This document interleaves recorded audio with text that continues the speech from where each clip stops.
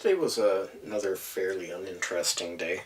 Nothing overly groundbreaking happened. My boyfriend had to spend a lot of time at work today. There was a lot of fog and stuff, so he had to stay for overtime at work.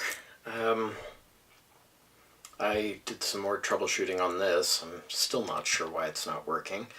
I think it might be related to these two LEDs that I've marked with some Sharpie. I don't even know if that's going to show on camera. So I'm just preparing to desolder them using a trick that I learned from Big Clive. You take a piece of aquarium tubing and scooch it onto the end of the LED, then you just kind of pull on it while you reflow the solder joints.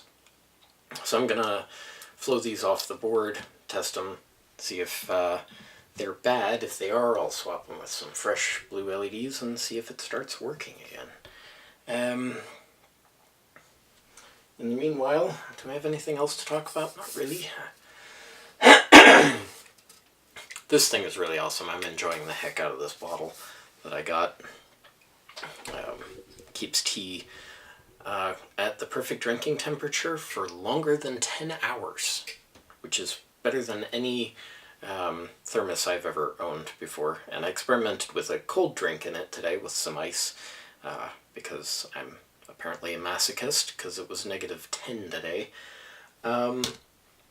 And it worked fantastically for that.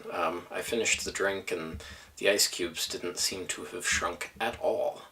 So that was an interesting thing.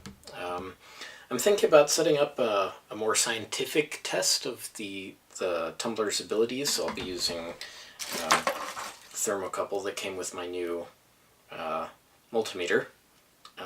And I have to figure out a way to seal the end. I think I'll just use some silicone or maybe some epoxy or something. I'm going to thread that down the little drinking spout thing and then close the drinking spout as far as I can without destroying the thermocouple, and just take readings every half hour or so until I get bored or until it becomes evident that the carafe or the bottle has lost all of its thermal energy. That makes me a little sad because I don't want to lose the use of it for the duration of the test, but you know, you gotta do what you gotta do.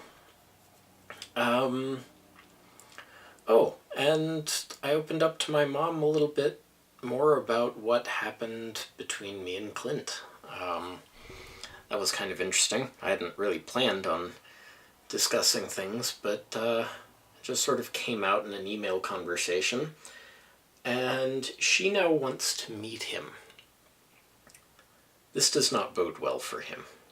My mother is a rather terrifying individual, if need be, and she's always joked that she'll give anybody one chance, but that chance may be beat this bullet to the door.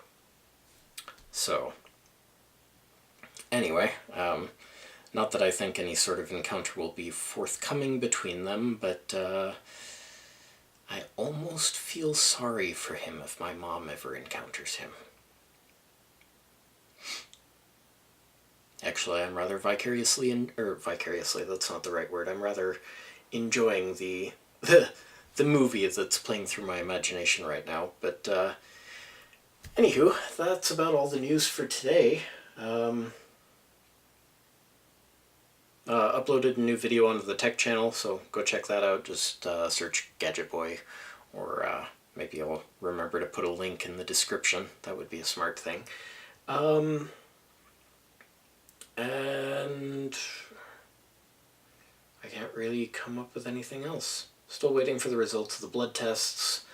As soon as those come in, we have a neat thing up here in Canada where I can log in online and view my own test results.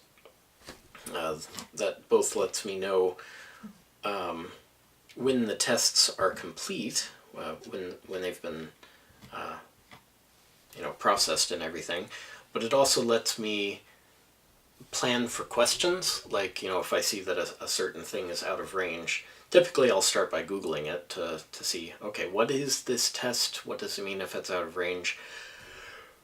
Oh, pardon me, yawn. Okay, And then, I can formulate some questions to ask the doctor once I've learned what I can online.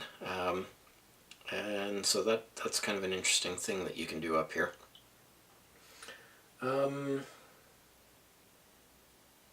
Yeah, I have nothing else to relate, so I guess that'll wrap it up for the evening.